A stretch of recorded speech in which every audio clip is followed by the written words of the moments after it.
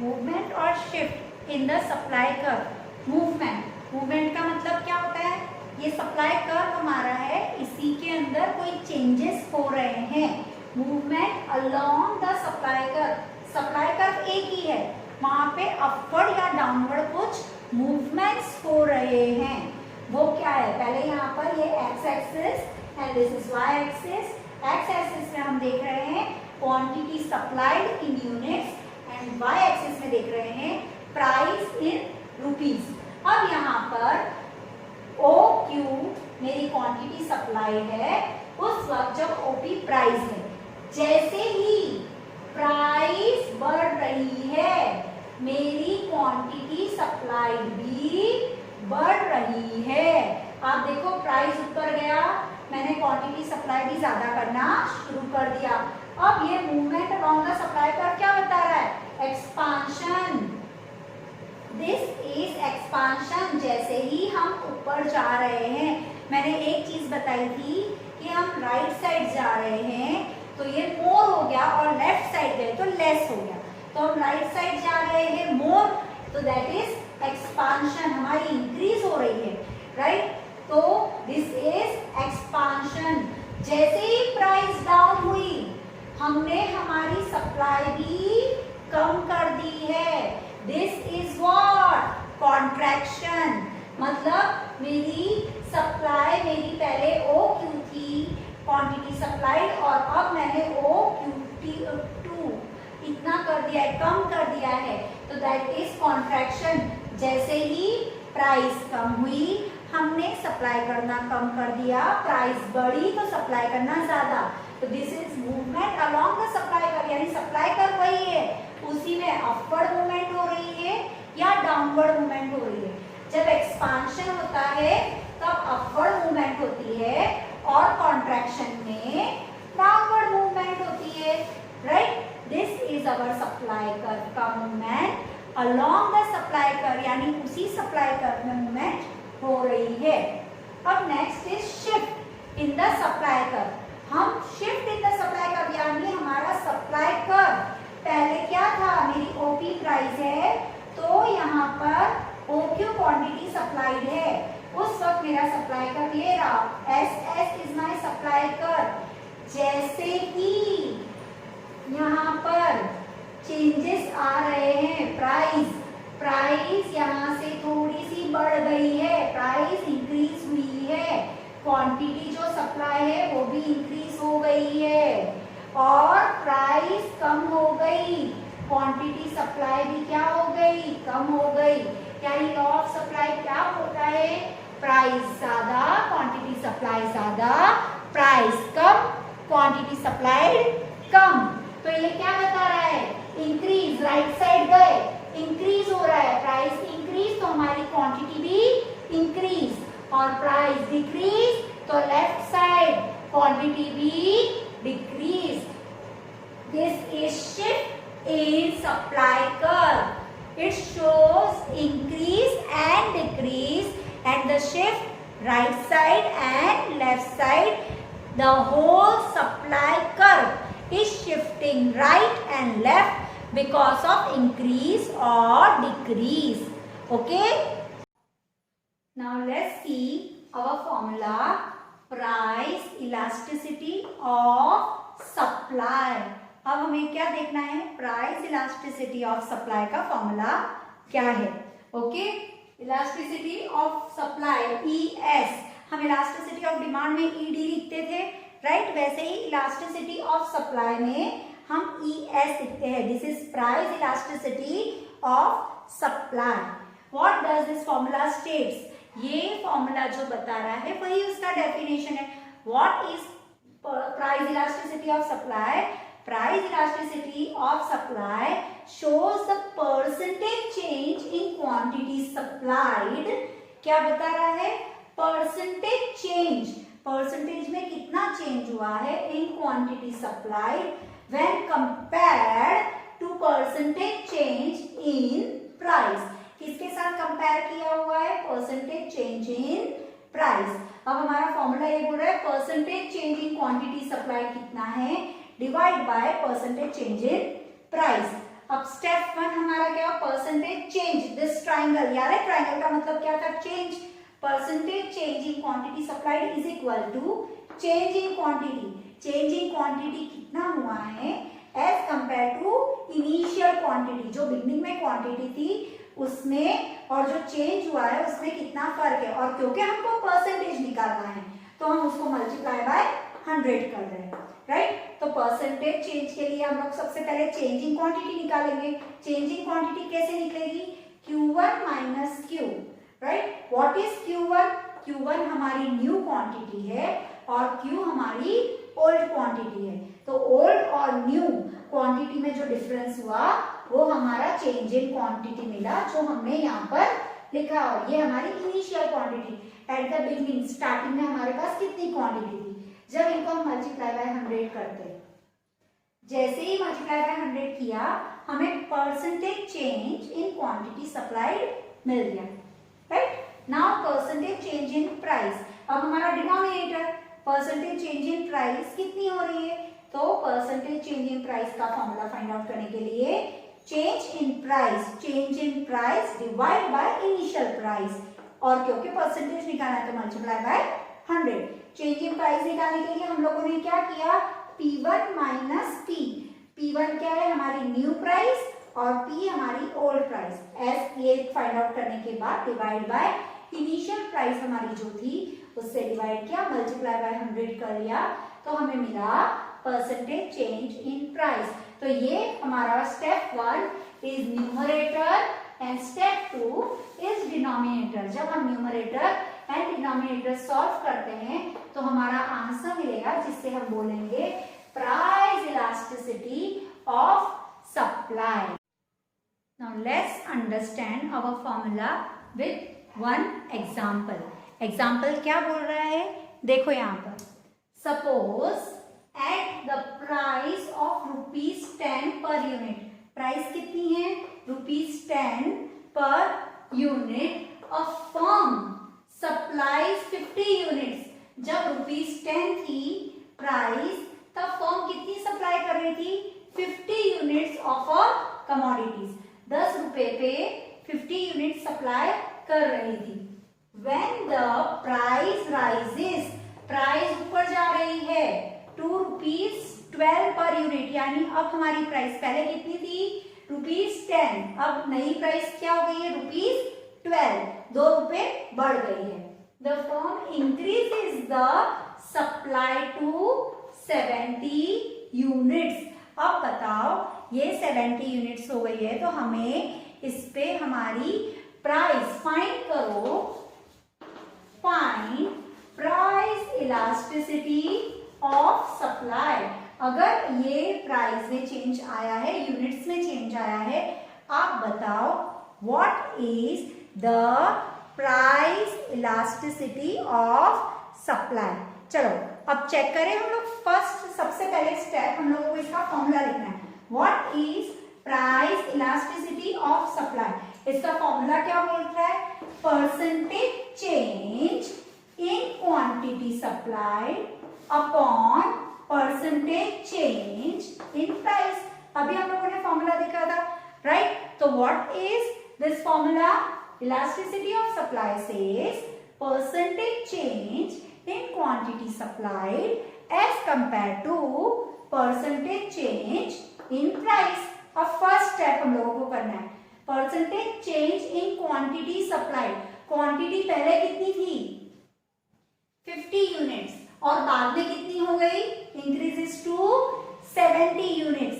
हम लोगों ने क्या किया था, क्वांटिटी में न्यू माइनस ओल्ड, ठीक है। तो चेंज इन क्वांटिटी के लिए हम लोग क्या करेंगे, 70 यूनिट्स माइनस 50 यूनिट्स, ये मेरी चेंज इन क्वांटिटी हो गया, राइट। तो परसेंटेज चेंज इन क्वांटिटी कितनी हुई, ये हमारा फर्स्ट फॉर्मूला था ना, what was the percentage change in quantity upon initial quantity. तो परसेंटेज चेंज इन क्वांटिटी कितनी है, तो percentage change in quantity upon initial quantity, हमारी फर्स्ट टाइम में क्वांटिटी कितनी थी 50 यूनिट्स, राइट। और क्योंकि हमको परसेंटेज निकालना है तो हम क्या करेंगे, इसको मल्टीप्लाई बाय 100।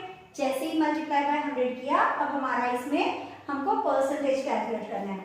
70 20 अपॉन 50 इंटू 100,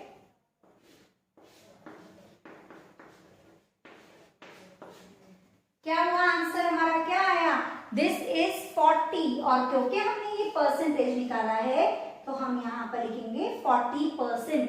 तो ये परसेंटेज चेंज इन क्वांटिटी हमारा कितना आया है, 40%, राइट।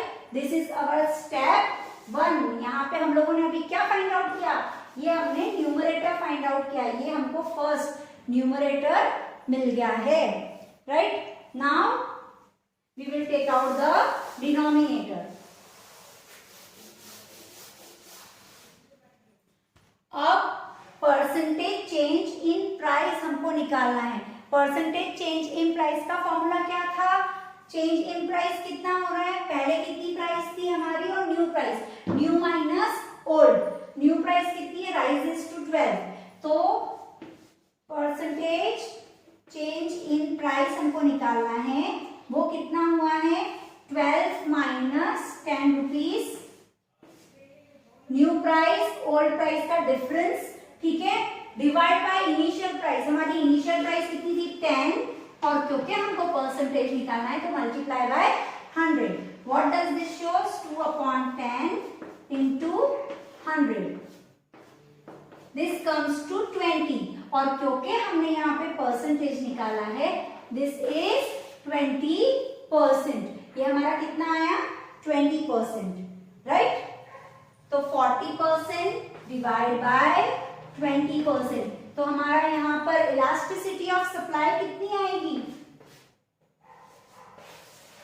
2। यहाँ पर जो इलास्टिसिटी ऑफ सप्लाई आ रही है वो क्या आ रही है, 2, and it is showing a positive elasticity of supply. Price और डिमांड साथ साथ में हो रहा है, इसका मतलब यहाँ पर positive elasticity of supply. Elasticity of supply हमें क्या बताता है कि एक चीज इंक्रीज हो रही है तो दूसरी भी इंक्रीज हो रही है। Understood now, okay. Let's study now kinds of elasticities of supply. Kinds of इलास्टिसिटीज word सुना सुना लग रहा है, हमने डिमांड के वक्त पढ़ा था, kinds of elasticities of demand. Same way we are going to study now kinds of elasticities of supply. मैंने इलास्टिक का मतलब पहले क्या बताया था, बताइए। इलास्टिक यानी जिसको हम स्ट्रेच कर सकते हैं, वो जहाँ पे स्ट्रेच होता है, बढ़ सकता है, कम हो सकता है, दैट मीन्स उसमें बहुत ज्यादा इलास्टिसिटी है, हम चेंजेस कर सकते हैं। बट दिस इज चॉक, क्या ये इलास्टिक है, मैं इसे खींच सकती हूँ या छोटा बड़ा कर सकती हूँ, नो, नॉट पॉसिबल। डस्टर, क्या हम इसे छोटा बड़ा कर सकते हैं, नहीं। तो इलास्टिसिटी का मतलब क्या होता है, जहाँ पे चेंजेस पॉसिबल हो, दैट इज इलास्टिसिटी। हम यहाँ पर क्या पढ़े, इलास्टिसिटीज ऑफ सप्लाई, यानी हमें किसी के पॉइंट ऑफ व्यू से देखना है, हमें सिर्फ सप्लाई के पॉइंट ऑफ व्यू से देखना है।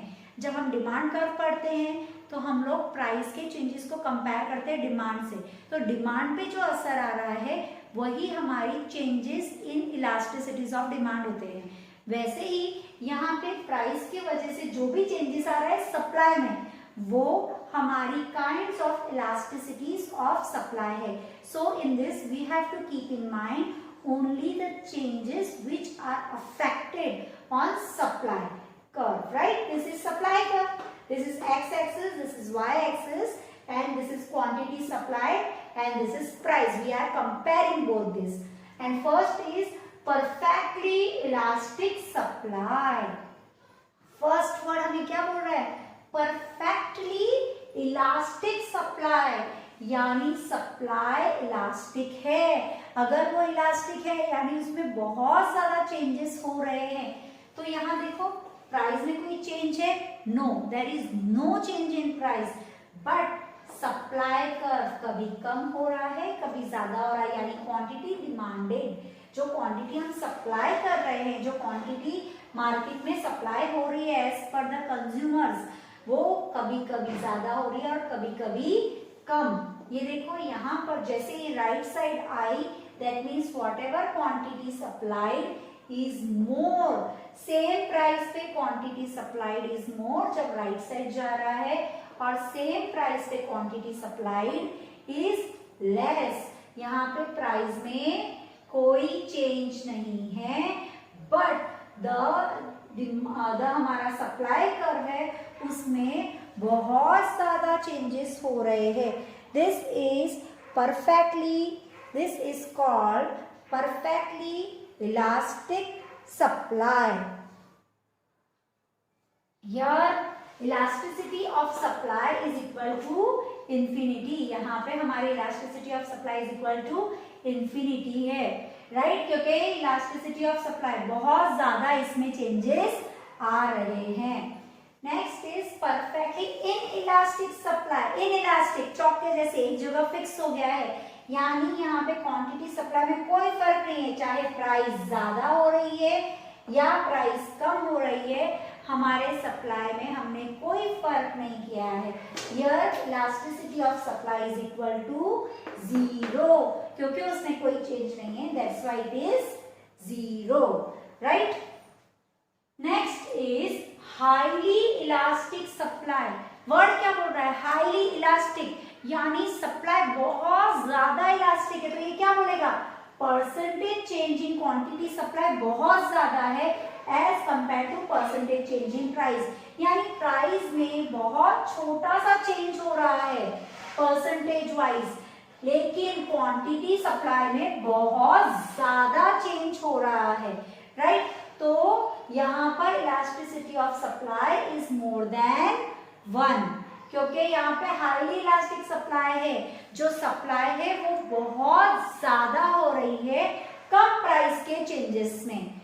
Here लेस इलास्टिक सप्लाई, यानी percentage change in quantity supply बहुत कम हो रहा है as compare to price. Price बहुत ज्यादा चेंज हो गई है पर क्वांटिटी सप्लाई में बहुत कम चेंज हुआ है. प्राइस बहुत ज्यादा हो रही है, फिर भी क्वांटिटी सप्लाई हमारी थोड़ी सी ही चेंज हुई है. ये सब कमोडिटीज के अकॉर्डिंग सब डिपेंड करता है हम किस तरह की कमोडिटीज में डील करते हैं. Here elasticity of supply is less than 1, क्योंकि यहाँ पे जो क्वांटिटी सप्लाई में चेंज आ रहा है वो बहुत कम आ रहा है. यूनिटरी इलास्टिक सप्लाई, यहाँ पे जो percentage change in quantity supply है that is equal to the percentage change in price, यानी प्राइस 50% बढ़ रही है, सप्लाई भी 50% बढ़ रही है, प्राइस 50% कम हो रही है, सप्लाई भी 50% कम हो रही है, यानी elasticity of supply is equal to 1. ये पांचों सिचुएशंस एग्जैक्टली मार्केट में as per the change in fashion, trends, goods, other goods की डिमांड, ये सब के अकॉर्डिंग चेंजेस होती है. Let's revise it once more. Perfectly elastic supply, जहां पे elasticity of supply is equal to infinity, supply में बार बार चेंजेस हो रहे हैं, प्राइस में कोई चेंजेस नहीं हो रहे हैं. Perfectly inelastic supply, there is no change in supply even if there is lots of change in price.